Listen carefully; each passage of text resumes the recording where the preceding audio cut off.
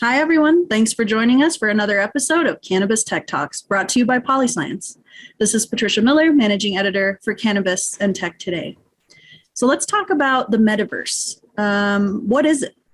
The metaverse is sort of less a specific place or technology, but it's how we interact with technology. People would describe it as like a virtual or augmented reality.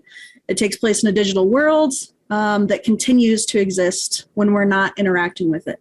So you don't have to access these places with virtual reality or augmented reality. You can access it with PCs or phones. Those act as portals to these worlds as well.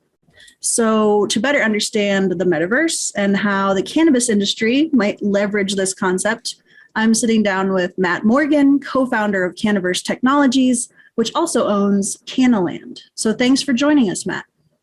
Oh, thank you for having me, Patricia. Yeah. So what drew you to the cannabis technology space? It's pretty niche. Yeah, it's very niche. I have a long background in brick and mortar cannabis, stemming all the way back to 2008. I've built some very sizable vertically integrated cannabis companies from 2008 to 2020. And I've always considered myself kind of one of the disruptors in the space that's always utilizing new technology, from mass text blasts early on to really leveraging social media at a high regard later.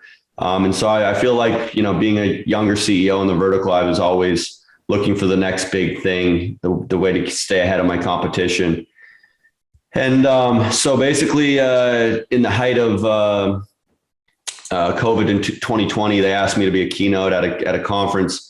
I thought no one in their right mind would have put a conference on in the heat of COVID. So I was like, how long is this conference? They're like, oh, it's, from September to December. I'm like, what trade show goes for 4 months? And I found out it was virtual. So I created an avatar. I started going through the conference, speaking to people that I'd known throughout the industry over the years. And I was doing this in the luxury of my own home in my sweatpants. So then I gave a keynote in front of a few thousand people digitally, which I felt was very interesting.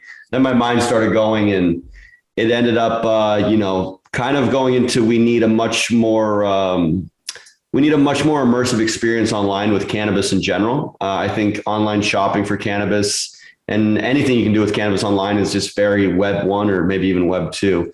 But I was thinking, why not go into a virtual reality dispensary? Why not be able to look at the actual products you're going to be buying that look very close to real life, very close to what's dropped off of your front door? Why not be able to tour cultivations as a digital representation to see kind of, firsthand, like how the product's grown, how it's trimmed, how it's harvested, how it's turned into different extracted products. So that's really kind of the sequence of how I came to deciding to do a Web3 immersive play with cannabis.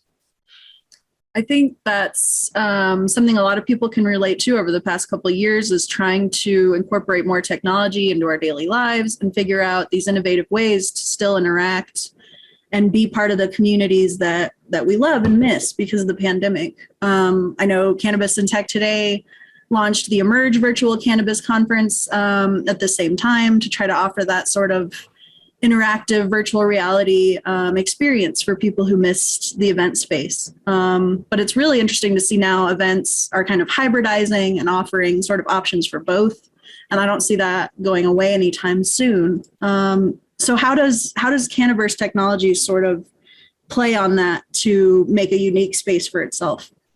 So, being an operator in analog or real world cannabis for so many years, there's so many different challenges just in operating a normal business, from not being able to bank to not being able to use credit cards to not being able to market appropriately, not being able to go into Google AdWords, not being able to utilize social media appropriately. They put so many handcuffs on you for no good reason to make it as challenging as possible to just be a cannabis operator and try to get, this powerful medicine into as many hands as possible. So, there's other metaverse out there like Decentraland and Sandbox, but they're just places where people can hang out or potentially take a stair stepper into the metaverse, if you will. This is very cannabis centric. And so there's a lot of people that use cannabis in this world. And I didn't realize how many there were until, I got fully entrenched in the space, and I've now served millions of people cannabis. But it's going to be very central to that. So you can go shop and you can walk down the streets. You can look, that you'll see your favorite dispensaries there. You'll be able to go inside and it'll be a very real representation of what that real dispensary is like. You'll be able to, buy NFTs and tour different cultivations from your favorite brands, or maybe extraction labs, to really see how the products are made. Even though it's a metaverse digital representation, it can still be very, very close to real life. Maybe you want to go to a concert in Cannaland. Maybe you want to see a Snoop Dogg concert, or it's one of your other favorite artists. Maybe you want to see a skit or something that's very comical, that would be very appealing to the cannabis consumer. And maybe, even my brain's even going to where maybe we might gamify some stuff in there. So maybe you can grow your own cannabis, right? You buy some NFT seeds and you're able to grow your own cannabis. And maybe there's real licensed experts in a warehouse in your state that's growing the cannabis in real life. And maybe at the end of your game, you harvest the cannabis, it gets delivered to your door. Wow. So there's a lot of different ideas I have. And the beautiful thing is, it's a blank canvas. We can do anything we want. We can create anything we want in this world. And you'll be able to market, right? And you're not going to have banking issues, because we're going to have our own utility token inside of our metaverse. So you can actually use it to go shopping in all of your favorite dispensaries or buy your favorite apparel, whatever it may be. So we solved the marketing, we solved the banking issue. And, if I have it my way, this token will transfer over to the real world, and you'll be able to use this token at dispensaries as well in real life. So I feel like we need something that's catered to the cannabis community. And I think this new metaverse will check a lot of boxes for this very large, robust community. So it sounds like it's evolving technology, a lot of different ways you can continue to make it functional and usable for people. How do local legalities play into this? So if you're able to, purchase things in this world, how are you tackling that issue? So we all know about the funny nuance we have to deal with every day, which is states' rights versus federal umbrella. It's still a Schedule 1 narcotic according to the federal government, which means it has no medicinal value in their eyes. We all know that's absolutely absurd. I could show you many studies from around the globe, specifically Israel, where that's just not the case. But as far as how it's going to play into legality, I'll give you an example. So let's say that you're in Colorado. You'll be geotagged to Colorado in this event, and you'll only be able to shop at stores that are in Colorado. So there will be no crossing of state lines at this point in time for the cannabis products. We'll follow all guidelines, and we're not selling or transacting any cannabis. We're just a platform that allows the operators to really merge into this more immersive online experience. So we're just a platform that, like a Weed Maps almost, but much more robust. And so we're just offering them another extension into their brands, into the consumer. And we'll never break any laws. So at this point in time, you can only shop at dispensaries in your state in Cannaland. But, hopefully over time, you'll be able to shop at your favorite dispensary no matter where you are. And a drone will drop your product off within, minutes, not hours or days. Too cool. So if you're, say, a dispensary in Colorado, you could join or become part of Cannaland, set up your virtual brick and mortar, and market your brand, your products, potentially give people tours, and become part of that world. And then people can still interact with you in some limited e-commerce capacity. Yeah. So basically, we'll have our it's like a big plot map of land, and the dispensaries have to come in and decide, the brands have to come in and decide where they want to buy real estate. Inside of Catalan, there will be different streets, intersections. Some are busier than others, just like real world. And some real estate's much more expensive than others because of where it's placed. And so they'll come in, they'll buy the land. They can either use their own designers to build out their virtual reality dispensaries and cultivations and production labs, or they can work with our design team and we can help them through that process as well. And then once we have a fully functioning dispensary or a vertical integrated company in Cannaland, then the consumer can come in and start shopping, and it will attach to their back end, just like their online experiences now, except instead of looking at a bunch of dull pictures of product that looks like it's 20 years old and you just kind of pick and pray that something good comes to your house, it will be very, very realistic from what we see today. I like that. So when you were designing Cannaland, did it have a lot of unique kind of challenges being designed for a regulated industry? Yeah, we have a lot of attorneys, and from overseas to attorneys in America.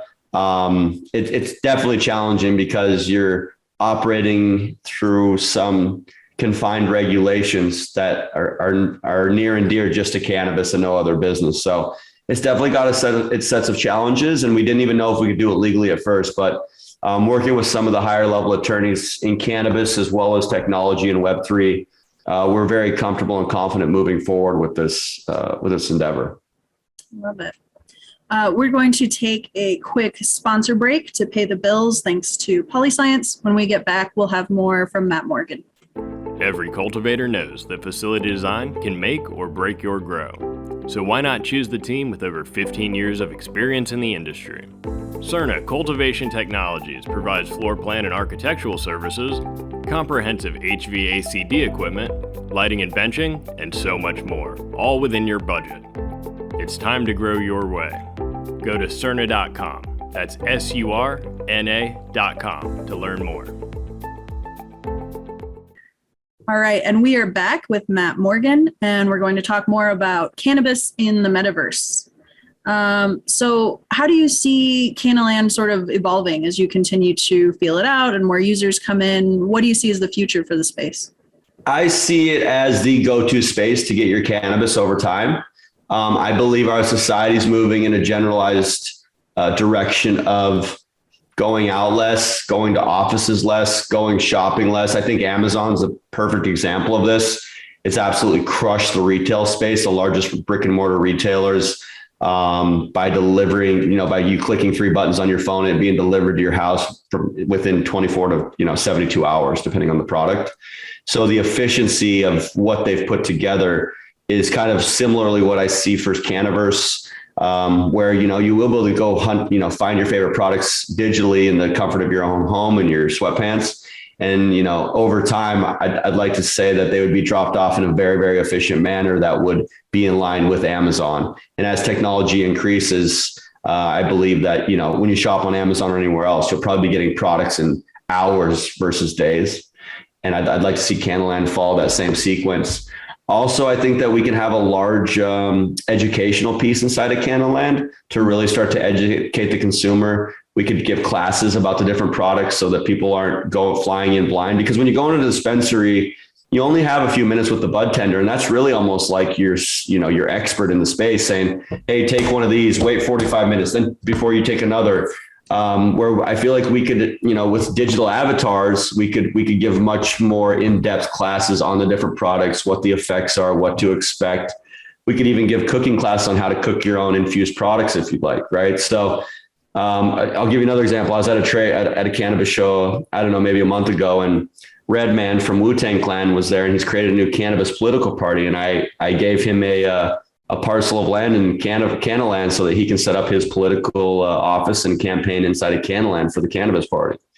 So anything that's related to cannabis, there could be someone that does homemade tie-dye shirts and wants to set up a retail store inside. People could go shopping, and then those shirts get sent to their home, wherever it may be. So this isn't just about shopping inside dispensaries and getting cannabis. I want this to be a lifestyle metaverse with all things revolved around what I think is probably the most medicinal plant in the world. I think it's important to give people these other avenues and maybe even some anonymity where they can explore and learn about cannabis without worrying about the stigma of maybe walking into a dispensary or things that maybe they're still dealing with the fear.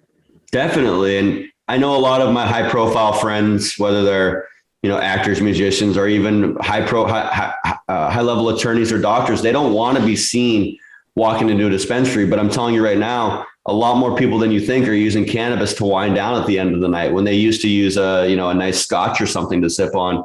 We all know the health effects over time of that is not what we're looking for. So if you can have a plant that really doesn't have a lot of downside as far as usage, and it really does help you sleep versus just helps you pass out for not very quality sleep, it's like, I don't know, I think it goes a long way, but I just feel like I hate the current online shopping experience for cannabis. I I'll click on an old crusty picture of a flower and be like, well, I remember this name of cannabis, but I guess I'll buy it and hopefully something decent shows up.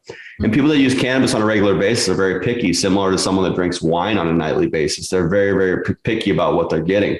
So if we can kind of bridge the gap there, and they can be looking on their screen with their avatar and picking products up and looking at them and, dissecting them virtually, and then something shows up at their house that's very, very close to what they saw in the metaverse, I think that right there is a huge win. I think so too. I like the idea of being able to go in, say you're using a VR platform to access these worlds. You can look at something in 3 dimensions. Correct. You can ask questions in real time. You can simultaneously research, say, what terpenes are in the specific strain, or, go across the street and get an education on that strain if you wanted. The other thing I would keep in mind is to run brick and mortar stores is very expensive from a cost overhead standpoint. And obviously, I don't know if you're familiar with 280E, but it's the tax code for cannabis, which is extremely overreaching. Mm-hmm. What if we could alleviate the storefront where you get whacked with all the 280E and your store is a virtual dispensary and your bud tenders are at home and they have a microphone on like this and they're talking to the consumer and helping them with their transaction real time, but it's all digital. And what if there was just very, very large distribution warehouses that distributed the product out of there, which could arguably fall under cost of goods sold for tax purposes? Sounds to me like you could run a much, much more profitable enterprise. I think that's really exciting, especially because of 280E. You're not able to deduct any of the normal business expenses. And that's crushing for a lot of cannabis professionals, especially in states that have chosen a very oppressive tax structure as far as what's passed on to the consumers anyway. It makes it really hard for people to make a profit. So this does pose an interesting alternative. Are there workarounds to geocaching? Like, how do VPNs affect geolocation? Well, I also, have some experience in the digital world, and you can have masked VPNs, and you can have VPNs that show you're in Singapore. So we're working through that to ensure that no one can trick the system from a tagging standpoint and go with a masked VPN or a false VPN from a different location. So we're still working through that, but we will not go to market until we have that fully secure and finalized.